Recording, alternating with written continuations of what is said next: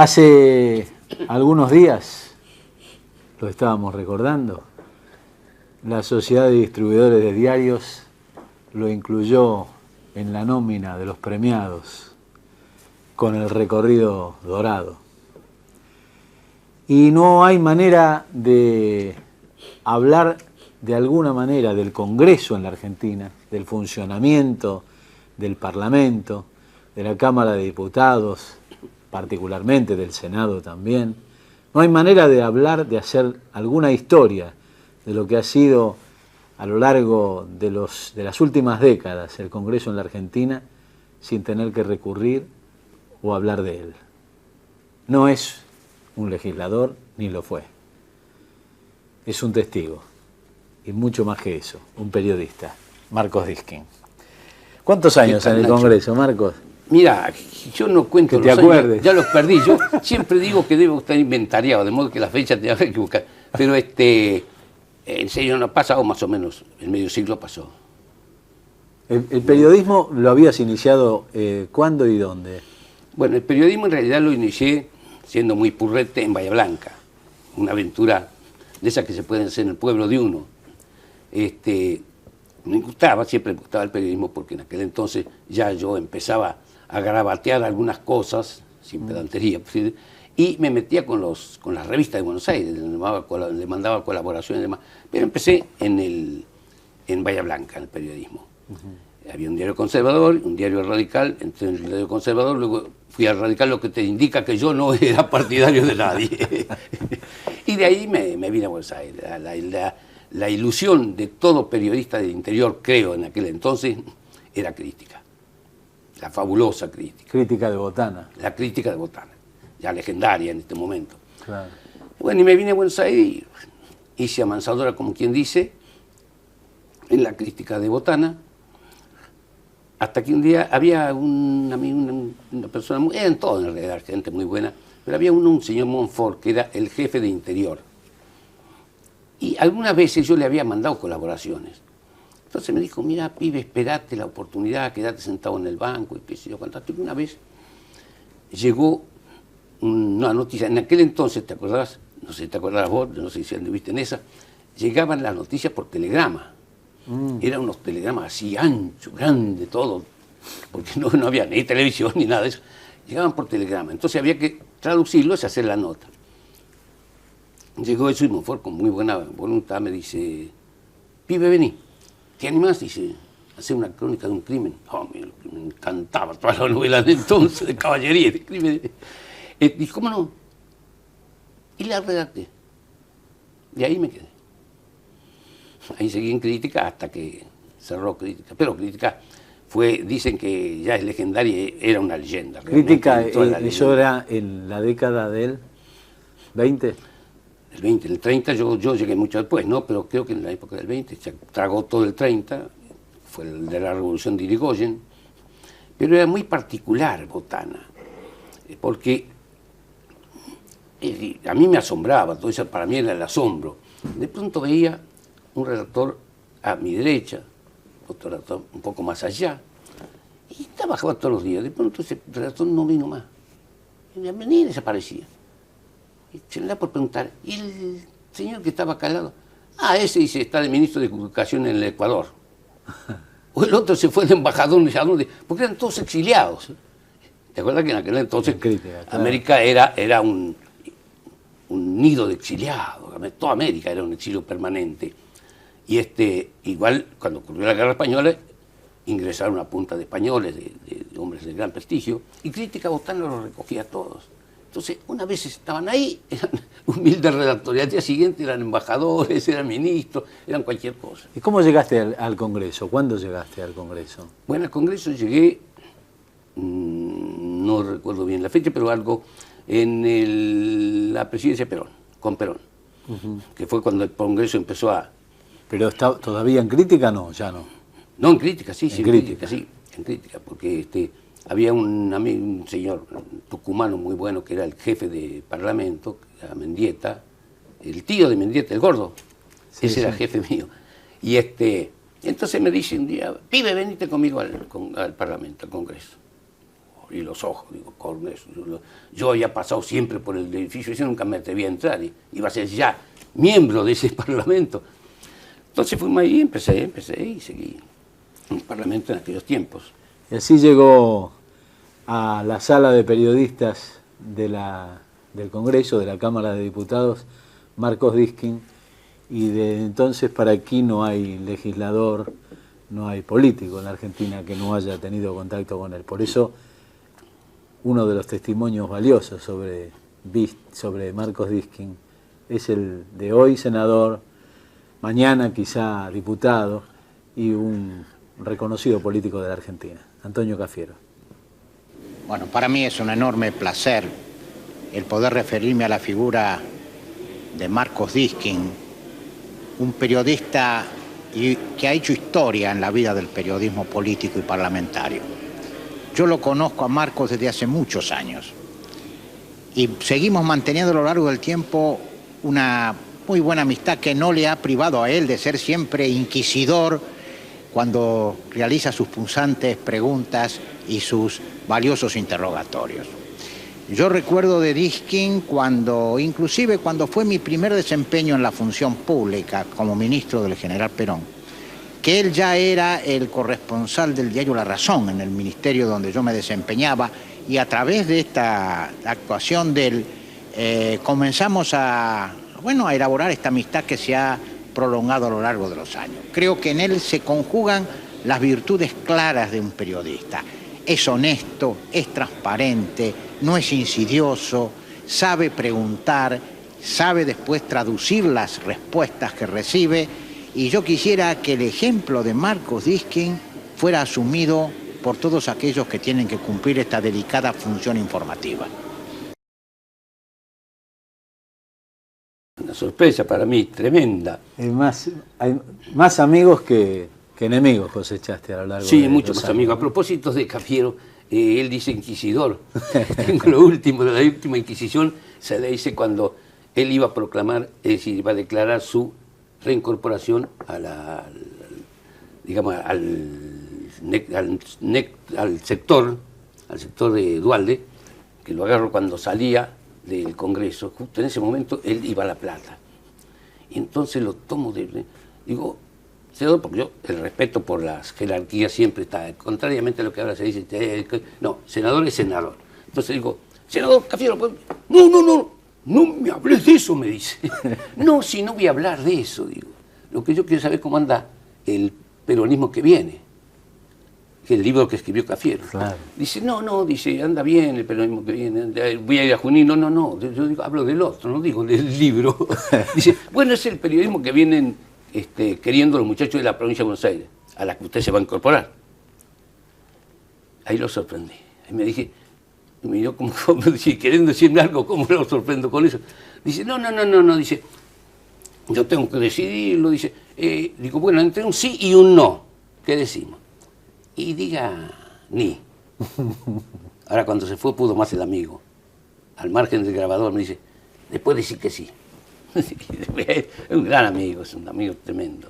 Hay muchos amigos en el Congreso, mucha gente muy buena, mucha gente. ¿Ha ido cambiando mucho el funcionamiento del Congreso, el clima político en el Congreso a lo largo de los años, Marcos? Sí, es decir, el procedimiento es el mismo, ¿no? Las picardías son aquella vieja picardía, cuando ahora dicen, por ejemplo, que se esconden detrás de las cortinas, es el viejo sistema, de ver si hay quórum, si no hay quórum. Es decir, el procedimiento es el mismo, la gente va cambiando. Ahora, hay mucha gente, y eso sé que me lo vas a preguntar, de modo que te lo adelanto, si aquel parlamento era mejor y este parlamento era peor. Y yo te digo una cosa, te consulto. ¿No es el parlamento el reflejo de la sociedad en que estamos viviendo? Entonces no hay que decir que el parlamento es peor o es mejor. Hay que pensar si la sociedad en que vivimos es peor o es mejor. Porque esa es la que manda los parlamentarios al Congreso. Y si son peores, la culpa es de la sociedad. Ahora, perdón, los viejos, los tradicionales castelares del Parlamento han desaparecido. Claro. Es decir, lo que hay es otro, los oradores, ¿no? Aquel Claro. Respeto por la oratoria, Aquel respeto por la oratoria, sí. Los Castelar eran los padres de la patria que hablaban 2, 3 horas y los escuchaban. Y sin ningún papelito adelante. Y sin ningún papelito adelante. Y eso había que tomarlo, nosotros teníamos que tomar desde el palco, escrito a lápiz. Porque no estaban entonces las lapiceras nuevas, esas que han inventado ahora, las bolígrafos no estaban. Entonces teníamos que tomarlo a lápiz. Y estamos en el palco, y el caso de Crítica y después el caso de La Razón, éramos 3 que nos turnamos y escribíamos la crónica a lápiz desde el palco y venían los ciclistas haciendo una cadena de ciclistas. Y se llevaban carilla por carilla, lo poco que podíamos escribir, lo mucho que escribíamos, se llevaba. Y cuando cerraba la edición, había que hablar por teléfono. En el momento de cerrar la edición, cerraban, ¿te acuerdas? A las 6 de la tarde, 8 de la noche, ahí había que hablar. Sigue en el uso de la palabra fulano de tal día. Claro, porque además, está bien, no, eran otros tiempos y también era el periodismo de otra manera. También las crónicas parlamentarias eran distintas, ¿no? Se escribían largas crónicas parlamentarias que hoy virtualmente casi no se encuentran en el periodismo, ¿no? Claro, pero también la culpa no es del periodista ni es de los legisladores. Ahora le pones una gran sábana parlamentaria y no la leen. Claro.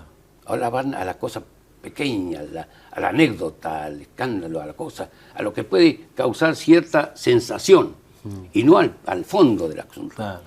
Claro, tampoco es culpa del periodismo porque en estos tiempos de vertiginosa vida nadie se va a poner 1 hora en el día a leer toda la sesión de la Cámara.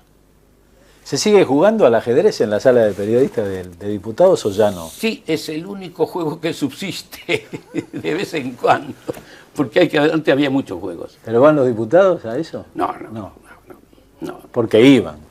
En su momento, tengo el recuerdo de algunos legisladores importantes que iban ahí a jugar sus partidas de ajedrez con algunos periodistas. Sí, en aquel entonces iban. Ahora ven de vez en cuando. Tampoco se juega mucho porque el vértigo de las sesiones es muy distinto al de antes. Antes con aquello de que un discurso podía durar 40 minutos, 1 hora o más de 1 hora, los que no estaban en el palco hacían tiempo para la posta, digamos así, y se jugaban al ajedrez, entonces sí se jugaban. Y los diputados pasaban algunos y jugaban al ajedrez. Roberto, por ejemplo, el radical, que resultó un campeón de ajedrez entre nosotros. En esa sala de periodistas de la Cámara de Diputados ha sido frecuentada por muchos periodistas. Otro al que recurrimos como testimonio sobre Marcos Diskin, Enrique Bugatti.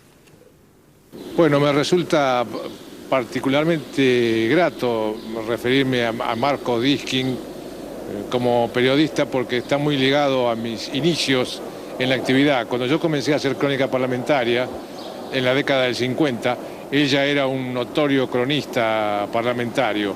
Así que tengo la imagen de ese trabajador febril, permanente, y una curiosidad. Le vi en esa época de mis inicios como cronista parlamentario redactar las crónicas que él redactaba desde el palco de periodista de la Cámara de Diputados a mano, escritas a lápiz sobre una hoja que iba directamente al taller. El mensajero, que esperaba ese material cerrando el mediodía para salir en la 5ª edición del diario La Razón, donde él trabajó largamente, se llevaba ese original escrito a mano y ese original iba directamente al taller para convertirse en la crónica de la tarde. Así que es uno de los pioneros y hoy sigue pleno en esa tarea periodística, no sé si detrás de la computadora, pero habiendo cumplido todos los ciclos del ejercicio periodístico, habiendo escrito a mano, habiendo escrito a máquina seguramente, y ahora también lo haga en computadora.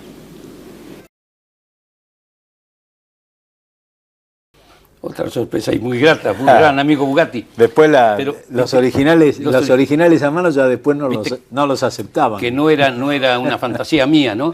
Pero a propósito de lo que dijo Bugatti, claro, son las 3 etapas. Como decía la vez pasada, yo vengo del mundo del plomo al mundo de las computadoras y los teléfonos de bolsillo. Sí. Hay que adaptarse a todo. Pero a pesar de la máquina, de la computadora, yo tengo mi vieja máquina de escribir, creo que es la única que sigue en el Congreso, por respeto a aquella arma que yo utilicé antes, al instrumento aquel. ¿Sigue allí? Ya ahí sigue la máquina. Pero no la usás. No, sí, la uso, usás, sí, la uso casi siempre. Es decir, cuando hay que hacer ciertas cosas así inmediatas, así, uso la computadora. Pero si no, la máquina de escribir es ideal. Además, se escribe mejor.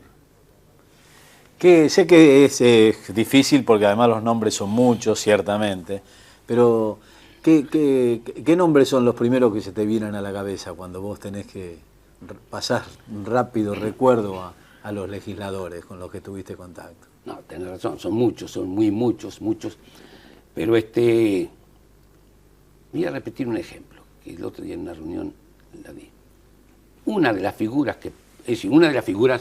que no llegué a conocer fue Lisandro de la Torre, cuya historia, toda la historia, vive el Congreso permanentemente, después hasta que hicieron la película, que fue uno de los ejemplos cívicos y legislativos del país cuando descubre el problema de las carnes, la evasión impositiva, y le pegan un tiro en el Congreso que recibió Bordaberry, desgraciadamente, sí, porque se cruzó en el camino de la bala. Ese es un ejemplo. El otro ejemplo, decía yo, que tiene que estar y tiene que revivirse, eso es Agustín Rodríguez Araya. A ese lo conociste vos. Sí. Lo conociste, gran tipo, buen bohemio, gran sabio, pero un hombre de una honestidad tremenda, que eso es lo que es reflotar en estos momentos en que se habla tanto de corrupción y de vicios. No sé si vos estuviste esta vez cuando Rodríguez Araya pide la palabra, había una comisión investigadora de contrabando, precisamente por contrabando parece que es una institución que sigue desde el nacimiento, de que venían los ingleses contrabandeando desde los albores de la historia. Desde los albores de la historia. Una comisión investigadora de contrabando, de la cual Rodríguez Araya es uno de los puntales. Un día cae a la sesión, sesión brava, pide la palabra para plantear una cuestión de privilegio. Vos sabés que la cuestión de privilegio no se discute, plantean inmediatamente, el hombre pide la palabra para una cuestión de privilegio y dice cuál es la cuestión de privilegio. Y entonces él denuncia, pido la palabra para una cuestión de privilegio porque el Congreso Nacional ha sido agraviado. Yo he sido agraviado, dijo, pero conmigo ha sido agraviado el Congreso Nacional. Y explicó, dice, un señor, un personaje que yo tengo detenido en mi despacho, vino a convencerme de que yo no siguiera con la comisión investigadora. Y el argumento más firme que me trajo para convencerme fue este. Y tiró sobre la mesa $500,000 que llevaba envuelto en papeles y que este bicho le había llevado para corromperlo. Yo creo que es un ejemplo eso. Hay muchos ejemplos más, ¿no? Pero el ejemplo de... Pero es verdad. El ejemplo de Rodríguez Araya, no sé, en estos momentos, desde que tanto se baraja el tema, podría hacerse un homenaje a Rodríguez Araya en mérito a su conducta, a su honestidad. ¿Cuándo pasaste a la razón? Cuando cerró Crítica. Y cuando cerró La Razón, el amigo Carlos Espadone me permitió, como te dije recién, pasar del plomo a la era nueva y me tomó en La Razón nueva. Y estoy ahora. ¿Seguís en La Razón? Sigo en La Razón. Y en La Razón, Marcos Diskin trabajó con un gran periodista, secretario general, director virtualmente, el hombre que hizo ese diario hasta su cambio, que es don Félix Laíño. Bueno, Marcos Diskin tiene vigencia en el periodismo en un momento muy difícil, en que el poder de la prensa entraba en conflicto con la prensa del poder. Los periodistas se dividían en dos grandes categorías, los turiferarios y los panfletarios. En el medio quedaba una vaga zona destinada a los blondinistas que vivían el optimismo valiente de los iconoclastas. Por eso fue muy difícil su carrera, pero fue brillante porque le supo impedir una profesionalidad a prueba de toda contingencia. Su principal actividad estaba en el Congreso, donde cubría un amplio espectro de la actividad parlamentaria, en momentos en que se transformaba el Congreso.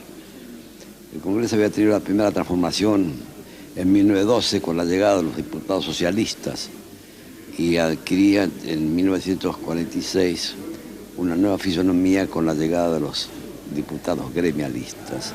En ese ambiente trabajó Marco Diskin con una gran profesionalidad. Yo lo recuerdo como uno de esos grandes cronistas parlamentarios que ya no existen, capaces de seguir una reunión hasta la madrugada sin moverse del pupitre y registrando todo lo que hoy no se registra ni se publica sobre las actividades parlamentarias. Es una pena que se haya extinguido esa raza de periodistas de la que me siento orgulloso de haber tenido como colegas. Bueno, viniendo del maestro, de los maestros como es Laíño, eso me enorgullece realmente. Las veces que te habrá llamado para reclamarte el original, ¿no? Las veces que exactamente, era un hombre muy duro, es un hombre muy duro, pero la dureza de él es la leccionadora, porque realmente nosotros mismos nos damos cuenta que un poco nos aplastamos si no nos incitan. La dureza es esa leccionadora y ha servido para hacer esa obra tremenda que le hizo de La Razón, gracias a esa rectitud, a esa forma de comportamientos. ¿Cómo es la experiencia? Me imagino, bueno, que tendrás muchas, ¿no? Pero la del caso de legisladores que han pasado, que han estado en el Congreso, que luego, de venir de su carrera política, llegan a ser presidente de la Nación. Aquella relación entablada en la época del Congreso, ¿se llega a mantener? ¿Qué pasó con Frondizi? ¿Qué pasó con...? Sigue. Y bueno, en ese caso tengo que hablar de mí mismo, cosa que no me gusta nunca, no me gusta hacer. Pero tanto para dar casos ejemplares. Yo seguí manteniendo la amistad de todos los, por ejemplo, Frondizi, Ilia, ahora Alfonsín, de todos ellos seguí manteniendo la amistad. Pero les había advertido esto, que yo los acompañaba en la campaña, si querían. Es decir, no partidarios, sino haciendo la campaña dentro de la globalidad de una campaña electoral, y los acompañaba después hasta la Casa de Gobierno. Inmediatamente yo me ponía en la vereda de enfrente. A veces reía, a veces no me gustaba, pero la verdad que nunca visité ningún presidente en ejercicio. Y eso que éramos grandes amigos. A Ilia, por ejemplo, te cuento una anécdota de Ilia, es maravillosa. ¿Viste cómo ir a Ilia? Campechano, pueblerino. Él se creía que como se vive en su pueblo, se vive en todos lados. Cuando la campaña, él tomó una suite en el hotel, puedo decirlo, sí, Savoy, claro, de Entre Ríos, poca cuadra del Congreso, ya se estaba acercando. Además ahí vivía Perete. Ahí vivía Perete, claro, permanente. Claro. Él tomó una suite al lado. Laíño dice, hay que ver qué pasa con este hombre. Entonces me destaca a mí para que yo tome una suite al lado. No había forma de tomar una suite. Entonces conseguimos con el dueño del hotel, el viejo andino, el padre de este andino, que es otro gran periodista, y ocupamos una piecita al lado, de la cual veíamos cuando salía y cuando entraba Ilia. El día que lo proclaman, que sale electo, yo me enteré por el diario, me dijeron, hay que hablar con Ilia enseguida, que no lo pierda de vista, que ya se viene, que ya está consagrado. Voy y digo, don Arturo salió presidente. Ah, sí, muchas gracias. Dice. Al ratito lo veo salir. Digo, ¿dónde va don Arturo? Dice, voy a darle un abrazo al presidente de mi partido, que es el doctor Balbín. ¿Y así se va a ir caminando? Dice, sí, dice. La ciudadanía se tiene que acostumbrar a ver a un presidente caminando por la calle. Yo me agarré la cabeza, no sabía qué hacer. Le dije a los guardias pero no quería nada. Salió a la calle, yo al lado de él, claro, como decía Laíño, pegado al hombre. Y no alcanzó a hacer 10 cuadras, digo 10 metros, 10 pasos, 10. Cuando alguien gritó, ¡ay, va Ilia! ¿Para qué? Yo fui a parar de vuelta al hotel con los codazos que me dieron. Se arremolinó, tuvo que venir la policía, hasta que consiguieron meterlo en un automóvil y llevarlo al Comité Nacional. Ese era Ilia. Los recuerdos, algunos, claro, de los recuerdos de Marcos Diskin, un gran periodista, un testigo del Congreso en la Argentina de hoy. Hasta dentro de 7 días.